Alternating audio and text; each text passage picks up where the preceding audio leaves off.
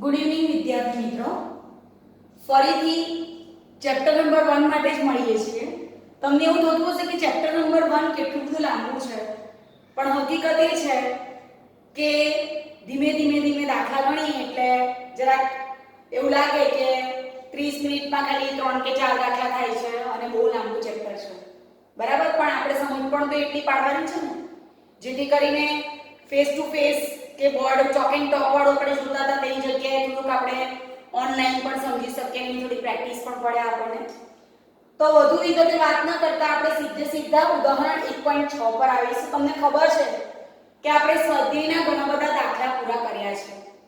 આજે ઉદાહરણનો એક અગત્યનો દાખલો કરીશું. ફરીથી આપણે રકમ પર બરાબર ધ્યાન આપીશું. ધ્યાન આપજો વિદ્યાર્થી મિત્રો. ઉદાહરણ 1.6 મેં અહીં રકમ લખી છે. L લંબાઈના સમબાજુ ત્રિકોણના શિરોબિંદુ પર ત્રણ વિદ્યુતભારો Q1 Q2 Q3 દરેક Q બરાબર છે. એટલે આપણી પાસે જે સમબાજુ ત્રિકોણ છે ને તેની પ્રત્યેક બાજુની લંબાઈ કેવી છે? L છે. બરાબર? અને આપણે કીધું છે કે ત્રણ વિદ્યુતભારો Q1 Q2 Q3 દરેક Q બરાબર છે. એટલે Q1 બરાબર Q2 બરાબર Q3 બરાબર Q હું બાજુ પર લખી લઉં છું.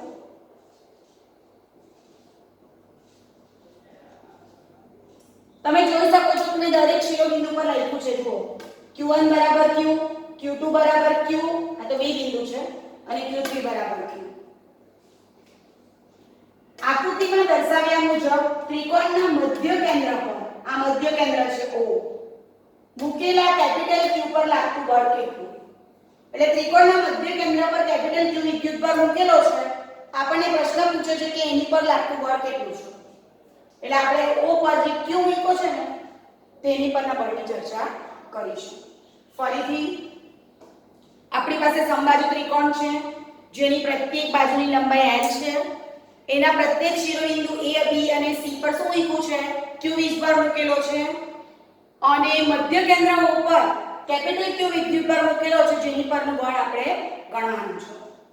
તો શરૂઆત આપણે કરીશું મધ્ય કેન્દ્ર પર શોધવાનું. કોણ બળ આપે મધ્ય કેન્દ્ર પર? તો ત્રિકોણના શિરોબિંદુ પરના વિદ્યુતભારો. એટલે કંઈક આવું થશે. A પરના Q વિદ્યુતભાર વડે O પરના Q પર બળ, જેને આપણે કહીશું F1. B પરના Q વિદ્યુતભાર વડે O પરના Q પર F2 અને C પરના Q વિદ્યુતભાર વડે O પરના કેપિટલ Q પર F3 અને પછી બધા બળનો સરવાળો કરવો પડે. બરાબર છે? હવે સૌથી પહેલા તો એ શોધવું હોય તો આપણે અંતર તો શોધવા પડે ને. શિરોબિંદુથી મધ્ય કેન્દ્રનું અંતર તો તે શોધી કાઢીશું.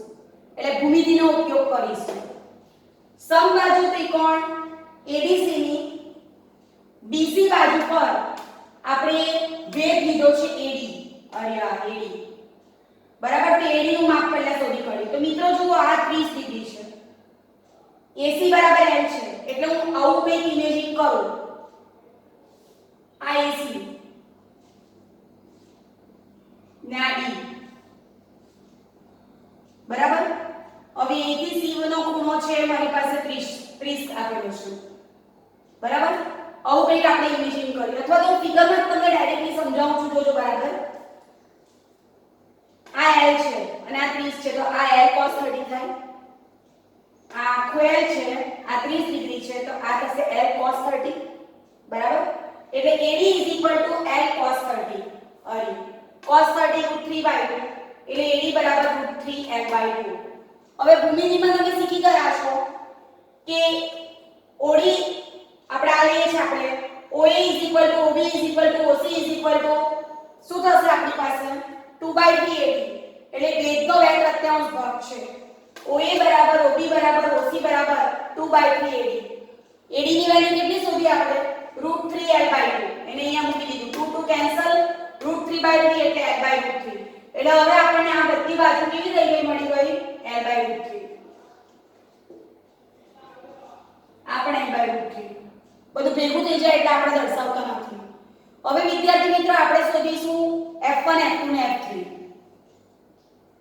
હવે આપણું મેં તમને શું કીધું કે આપણે બેઝિક સમીકરણ પહેલા લખી કાઢવાનું, જે હું અહીંયા લખું છું કુલમ્બના નિયમ પ્રમાણે. બરાબર? પહેલા હું F1 લખું છું. હવે F1 શું છે આપણી પાસે? તો એ પરના q વિદ્યુત ભારને કારણે પહેલો મુદ્દો હે q વિદ્યુત ભારને કારણે O પરના કેપિટલ Q વિદ્યુત ભાર પર લાગતું બળ F1 K જુઓ જરા Q Q अपॉन से લખીશું AO2 ઇન્ટુ એની દિશામાં એકમ સદિશ AO કેપ. હવે આ તો આપણે જાણીએ છીએ એવો તો તેની વેલ્યુ પણ મૂકી દઈશું K Q Q upon AO2 એટલે L2/3 ઇન્ટુ AO કેપ. હવે એને હું અહીંયા લખી દઉં છું 3 આ રિઝલ્ટ છે બાજુમાં મૂક્યું છે એનો ઉપયોગ કરીશું આપણે. હવે તે જ પ્રમાણે આ પહેલું મળી ગયું. હવે તે જ પ્રમાણે B પરના Q વિદ્યુત ભાર વડે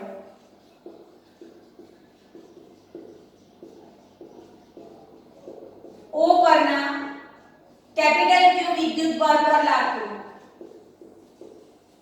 વિદ્યુત ભાર F2 K Q Q upon BO2 into BO cap. બરાબર? માટે F2 BO2 તમને ખબર છે શું છે આપણે હમણાં તો શોધ્યું L/√3 L2/3 એટલે સેમ આના જેવું પડશે. એ પ્રમાણે F3 વાક્યરચના કઈ રીતે લખાશે? C પરના સ્મોલ q વિદ્યુત ભાર વડે O પરના કેપિટલ Q પર લાગતું વિદ્યુત ભાર. ડાયરેક્શન તો તમે દર્શાવી છે જુઓ. આને કારણે અહીંયા F1 આને કારણે અહીંયા F2 વાળી અને આને કારણે અહીંયા F3. આ ત્રણે ત્રણનો સરવાળો. હવે જો આપણે સીધો આન્સર મેળવવો હોય તો આવું કંઈક છે જોજો બરાબર. આ F1 નીચે આનો આ ઘટક બંને ભેગા થયા. આ બંને એકબીજાને બેલેન્સ કરે 0. ખ્યાલ આવી ગયો? રહી સાઈન ઘટકની વાત તો આ સાઈન ને તો આ સાઈન બેલેન્સ કરવાનું એટલે તો 0 જ છે. એટલે ટૂંકમાં આ ઘટક પ્લસ આ ઘટક એ F1 ને બેલેન્સ કરે એટલે પરિણામી બળ તો 0 થવાનું જ છે. પણ આપણે એને સાબિત કરીશું. એ પ્રમાણે F3 લખું છું. હવે આપણે ત્રણે ત્રણ બળનો સરવાળો કરીશું.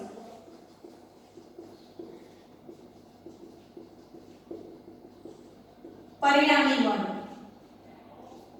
F F1 F2 F3. હવે આમાં બધુંમાં કોમન શું છે? K Q Q 3K Q upon L2 AO cap plus BO cap plus CO cap. હવે જો આ રિઝલ્ટ મેં લખ્યું છે AO cap BO cap અને CO cap ની દરેક એકમ સદિશોની જોડ વચ્ચે 120 નો ખૂણો રચાય છે. આ કોઈ પણ બે સદિશ વચ્ચેનો ખૂણો લો 120 થશે.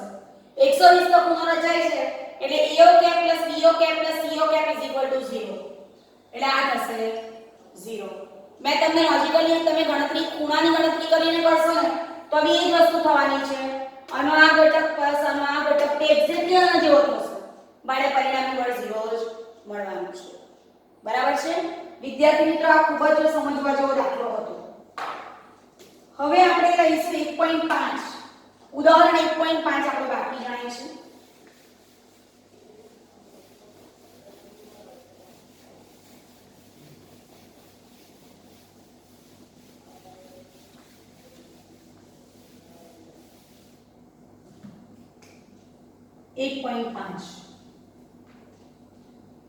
ધાતુના વિદ્યુતભારિત ગોળાની વિદ્યાર્થી મિત્રો રકમ ખૂબ જ લાંબી છે એટલે હું એક એક એનું વાક્ય વાંચું છું અને પછી એ પ્રમાણે આમ તો ડાયાગ્રામ આપી છે પણ આપણે એનો અર્થ કરીશું.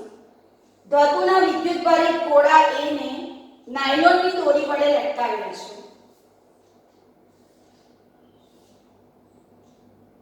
વિદ્યુતભારિત ગોળો છે આ એ એટલે એની પર પ્લસ બતાવેલું છે અને અહીંયા એ લખેલું છે.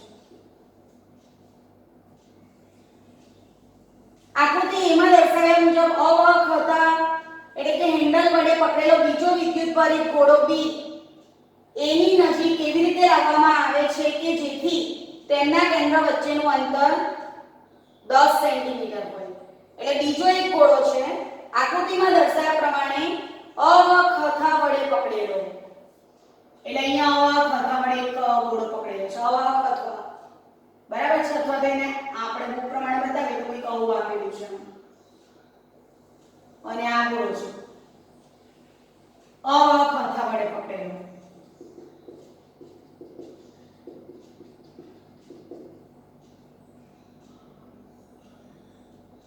બીજો વિદ્યુતભારિત ગોળો બી એટલે આ પણ વિદ્યુતભારિત જ છે બી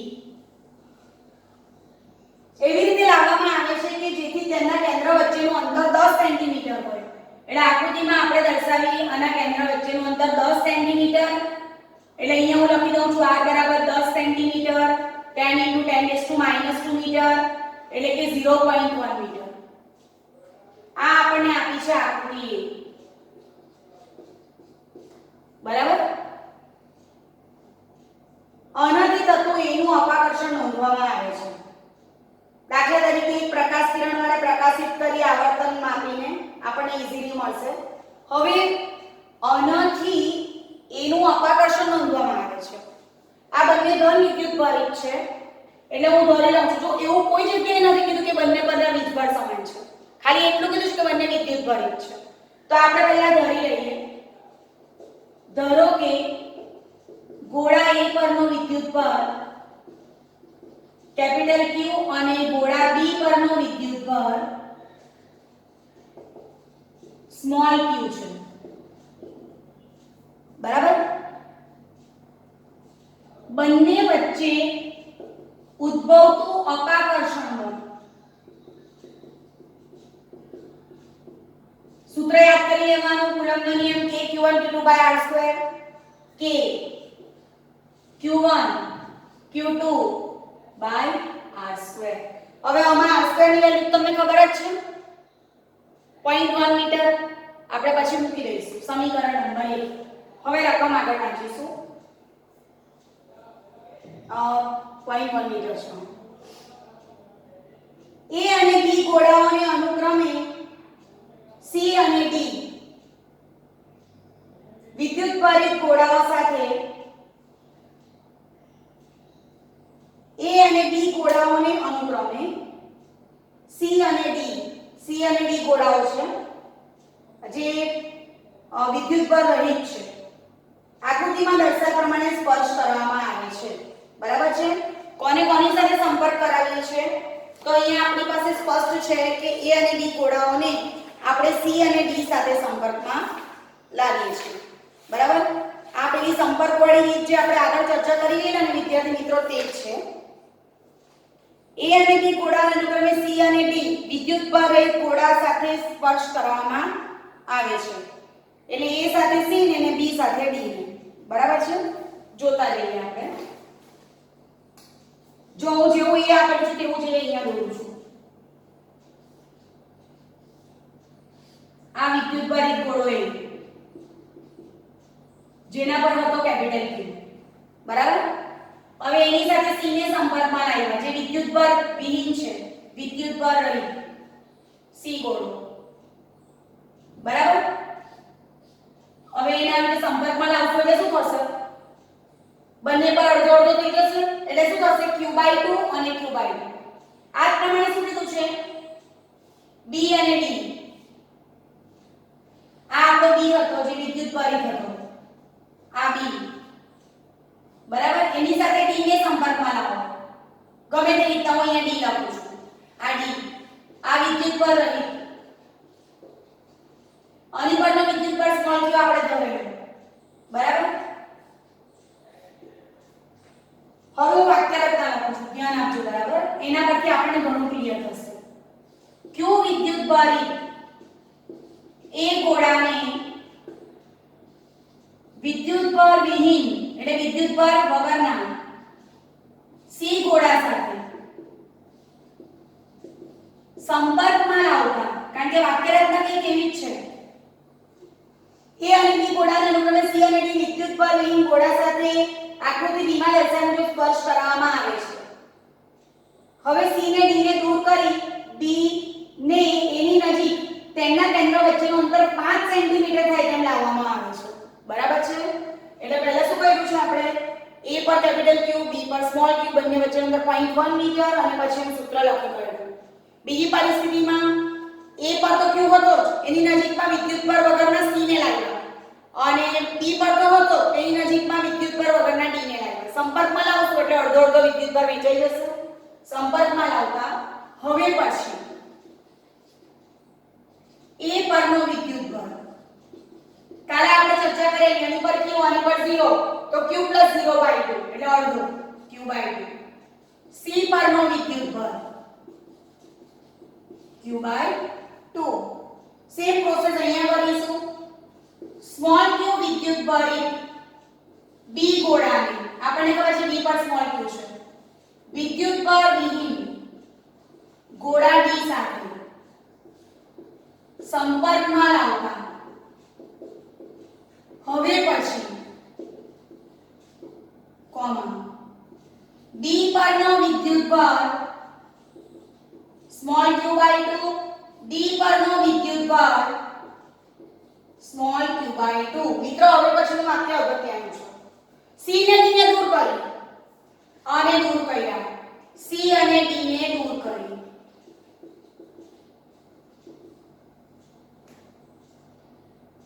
B ને એની નજીક તેમના કેન્દ્ર વચ્ચેનું અંતર 5 સેન્ટીમીટર થાય.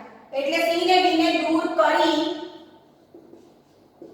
B ને એની નજીક 5 સેન્ટીમીટર અંતરે લાવતા.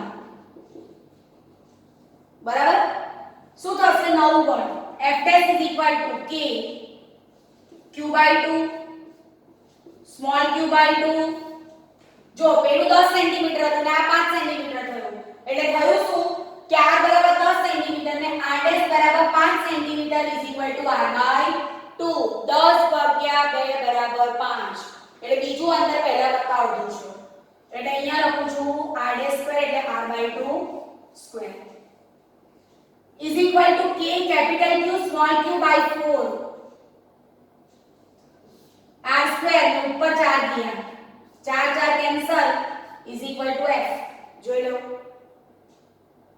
બળમાં કોઈ ફેર પડતો નથી એટલે કે A અને B વચ્ચેનું બળ આગળ જેટલું જ રહે છે. હવે એક દાખલો આપણે સ્વાધ્યાયમાં પણ ગણી ગયા છે મિત્રો. બરાબર? હવે પહેલા 1.8 લઈશું. ઉદાહરણ 1.8.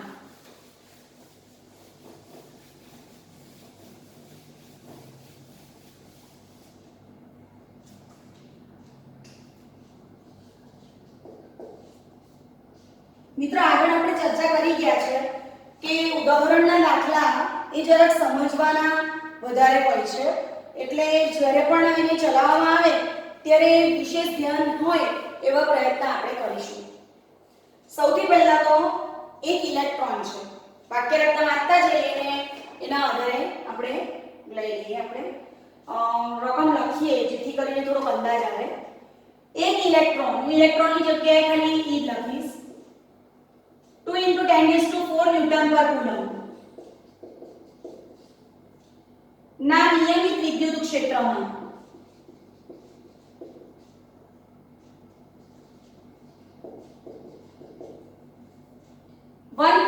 સેન્ટીમીટર જેટલા અંતરનું પતન પામે છે.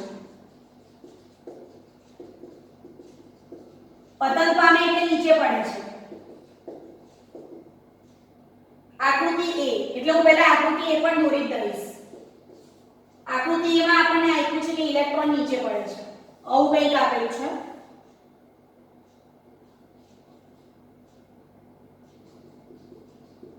સ્વાભાવિક છે કે વિદ્યુત ક્ષેત્ર આનું રહેવાનું પ્લસ થી માઈનસ અને એ પણ સ્વાભાવિક છે કે ઇલેક્ટ્રોન માઈનસ બાજુ તો જાય નહીં એટલે ઇલેક્ટ્રોન મુક્ત પતન નીચે પામે. આ આકૃતિ A છે. ક્ષેત્રનું માન અચળ રાખીને તેની દિશા આ હવે બીજી પરિસ્થિતિ.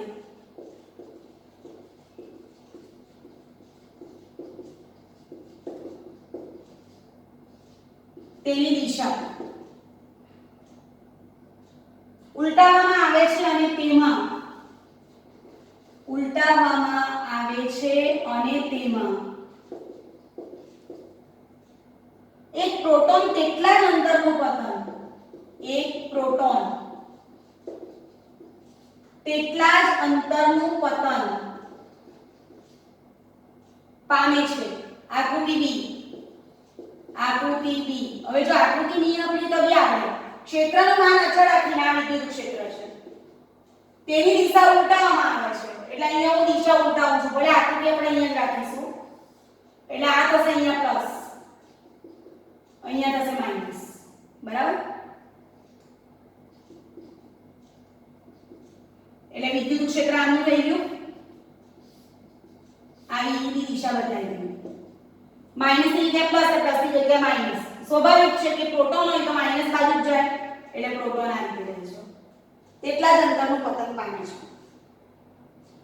આકૃતિ બી આપેલી છે દરેક કિસ્સામાં પતન માટે લાગતો સમય ગણો. અહીંયા ઇલેક્ટ્રોન પડે એટલે હું T લખું છું અહીંયા પ્રોટોન પડે એટલે અહીંયા હું TP લખું છું. ગુરુત્વ બળની અસર હેઠળ મુક્ત પતન સાથેનો તફાવત જણાવો. મિત્રો જ્યારે વિદ્યુત ક્ષેત્રમાં કોઈ વિદ્યુત ભરિત કણ મુક્ત પતન પામતો હોય ને વિદ્યુત ક્ષેત્રમાં જ્યારે કોઈ પણ વિદ્યુત ભરિત કણ હોય ને તો તમને ખબર છે કે એ વિદ્યુત બળની અસર હેઠળ આવશે. એટલે પહેલી વસ્તુ તો તમને ખબર છે કે નિયમિત વિદ્યુત ક્ષેત્ર છે વિદ્યુત ભરિત કણ છે E = F/q અને F = QE. હું અહીંયા લખું છું વિદ્યુત ક્ષેત્રમાં વિદ્યુત ભરિત કણ પર લાગતું બળ F = QE અને આ રીતે જો વિદ્યુત ભરિત કણ મુક્ત પતન કરે તો સ્વાભાવિક છે કે એને પ્રવેગ મળે. એ પોતે ઋણ છે એ ધન બાજુ જાય છે એટલે પ્રવેગિત તો થવાનો જ છે. તો એના પર જે પ્રવેગ ઉત્પન્ન થાય છે તેના માટેનો જવાબદાર બળ F = ma એટલે QE = ma A = QE/m આ પ્રવેગનું સૂત્ર આવ્યું મિત્રો બરાબર. હવે અચળ પ્રવેગી ગતિનું સમીકરણ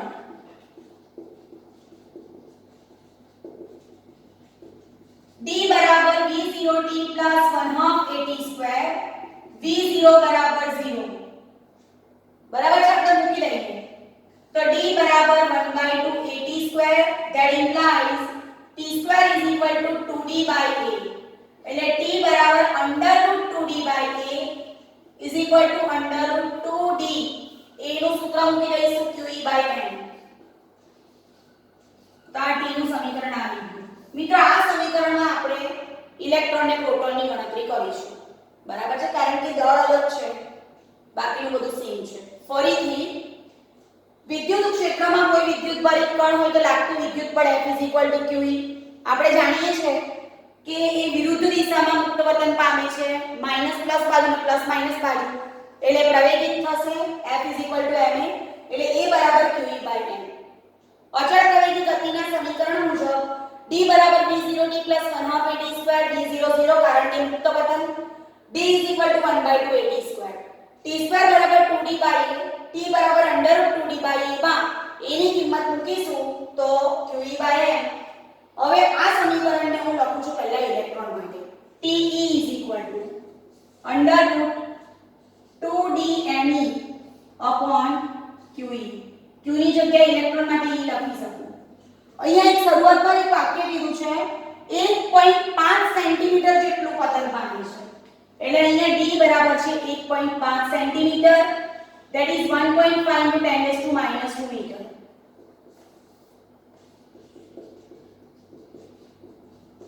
ઇલેક્ટ્રોનનું દળ તમને બધાને ખબર છે ચાર્જ પણ આપણને ખબર છે E = 2 × 10⁻⁴.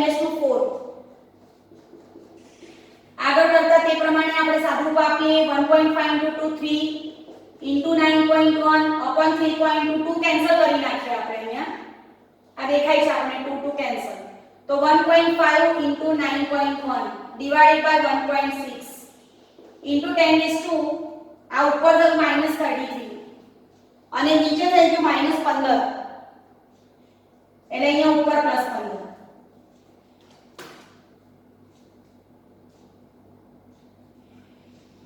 1.5 પહેલા આનું સમજો બાકી આપણે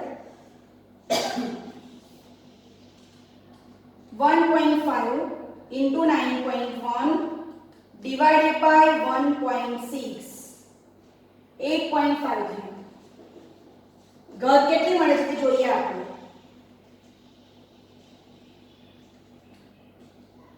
10⁻18 હવે આનો રૂટ કાઢીએ 2.92 into 10⁻9 second that is 2.92 nanosecond આ મળી ગયો ઇલેક્ટ્રોનનો સમય આ પ્રમાણે આપણે પ્રોટોનનો સમય ગણીએ TP હું એને અહીંયા લખીશ 2dMp/QE 2 into 1.5 into 10⁻², MP 1.67 into 10⁻27, Q બરાબર 1.6 into 10⁻90 અને 2 into 10⁴. આ 2 cancel 1.5 into 1.67 divided by 1.6 10⁻29 plus 50. 1.5 into 1.67 divided by 1.6 that is 1.56 then એનો રૂટ 1.251 જેવું આવે છે અહીંયા પ્રોટોન માટે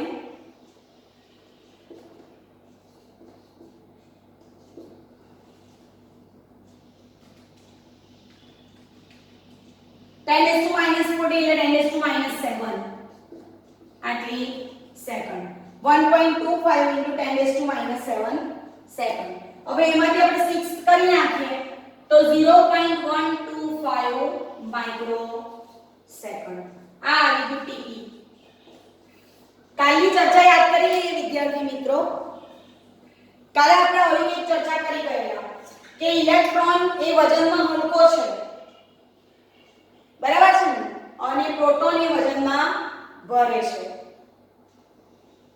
બરાબર છે સમયગાળાનો ડિફરન્સ તમે અહીંયા જોઈ શકો છો